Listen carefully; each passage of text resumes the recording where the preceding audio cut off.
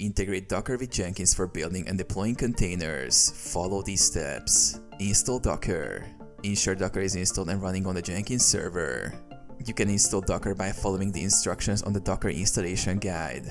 Install Docker plugin in Jenkins. In Jenkins, go to Manage Jenkins, Manage Plugins. Search for and install the Docker Pipeline plugin or Docker Comments plugin. Configure Docker in Jenkins. Configure Docker access. In Jenkins, go to Manage Jenkins, Manage Nodes and Clouds, Configure Clouds. Add a new Docker cloud by specifying Docker server URL, Docker API version, and credentials.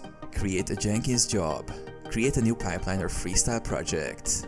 Add Docker commands. For freestyle jobs, add an execute shell or build step to run Docker commands.